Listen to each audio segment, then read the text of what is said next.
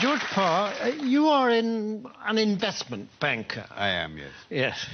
And as such, you have your fingers right on the pulse of the financial market. Yeah, very much so, yes. And during the summer, there's been a great deal of turbulence and volatility in the market, yes. Tremendous. Yes. And what is caused that? Well, you have to remember two things about the market. One is that they are made up of very sharp and sophisticated people who, these are the greatest brains in the world.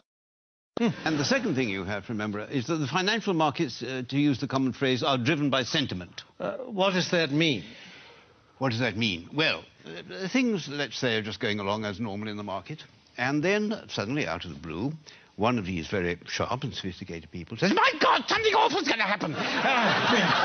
We've lost everything! Oh, my God, what are we going to do? What are we going to do?" Shall I jump out of the window? Shall I jump out of the window? Exactly. Let's all jump out of the window. Sell! We've lost a sell! Yes. Precisely. Yes. Precisely. And then a few days later, this same sophisticated person said, "You know, I think things are going rather well." And everybody says, "Yes, I agree with you. I think we're rich. We're rich. Yes. Rich. Yes. Bye. Yes. Yes. And that's what we call market sentiment. Yes. Surely we are exaggerating just a bit, aren't well, we? I don't know. I mean, in August, in the middle of August this year, when the market absolutely plunged in London, a well-known city firm, State Street Global Markets, issued a statement in which it said, and I quote, "Market participants don't know whether to buy on the rumour and sell on the news, do the opposite, do both, or do neither, depending on which way the wind is blowing," unquote. Yes, and this is the kind of rigorous analysis that companies will pay huge salaries for. Yes, exactly. And a few days later, when the markets had gone up a little bit, the senior equities advisor on ABM Ambrose Morgan said, and I quote, "We're back to happy days again." Well, no price is too high for that kind of mature wisdom. Certainly is it? not. And the reason this sort of people are paid millions of pounds in bonuses. Yes, of course.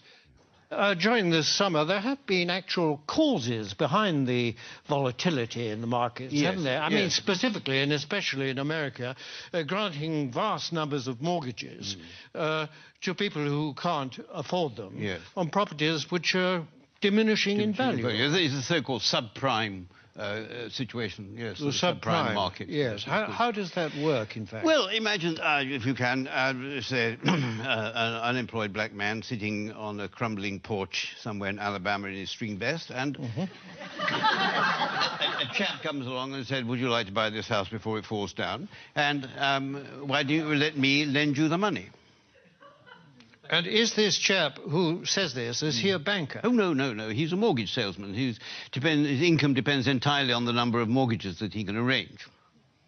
So his judgment to arrange mortgages is completely objective? Completely objective, yes, absolutely. It would. Yes. And what happens next? Well, then this debt, this mortgage, is taken, bought by a bank and packaged together on Wall Street with a lot of other similar debts. Without going into much detail about what is actually... Without going into any detail, no, it's far too boring. And so this is put into a package of debt, and then it's moved on to Wall Street, and this is extraordinary what happens then, that somehow this package of dodgy debts stops being a package of dodgy debts and starts being what we call a structured investment vehicle.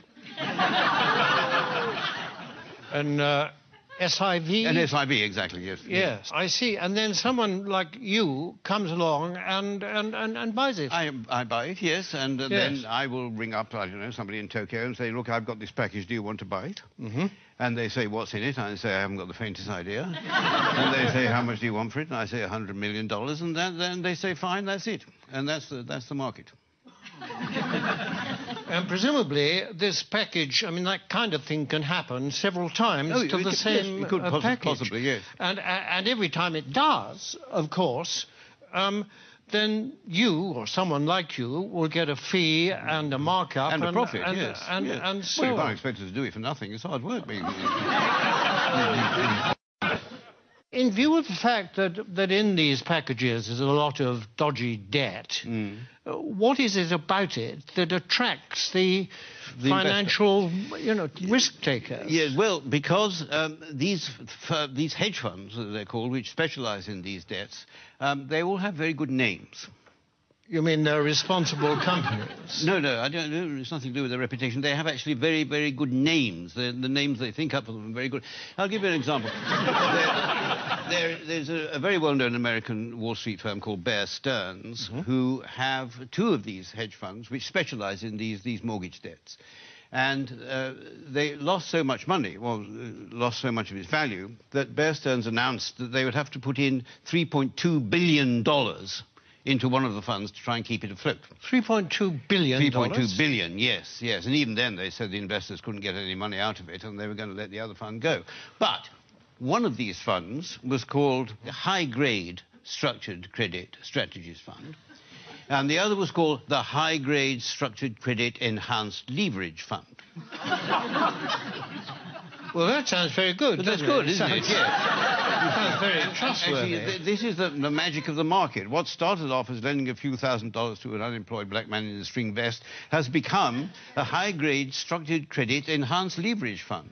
I like the sound of it. It is good. Well, it sounds very trustworthy. I mean, it's got good words in it. It's got words like high. High is good. High is good. Yes. Better than low, anyway, isn't it? Yes, absolutely. And structured is another good word. Very good. Enhanced is... I love enhanced. Enhanced is very... I mean, I'd buy anything if it said enhanced. Absolutely, yes. Yes. It might have been different if it said the unemployed black man in the string vest fund, but yes, because then alarm bells might start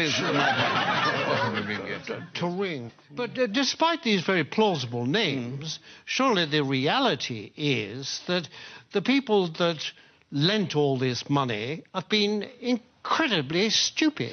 Oh, no. The reality is that what was stupid is, for some point, somebody asked how much money these houses were actually worth.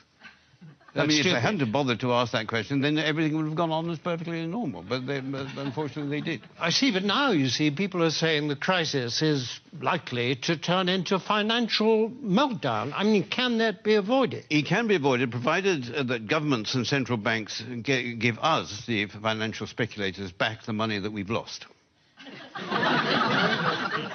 But isn't that rewarding greed and stupidity? No. It's rewarding what the Prime Minister Gordon Brown called the ingenuity of the markets. That is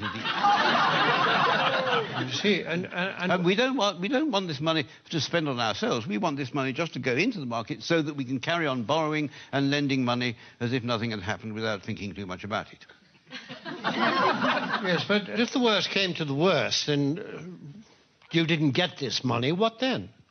Well, then there'd be another market crash, and then I would say to you what people like me always say, that it's not us that will suffer, it's your pension fund. Thank you very much, George Parr. A pleasure.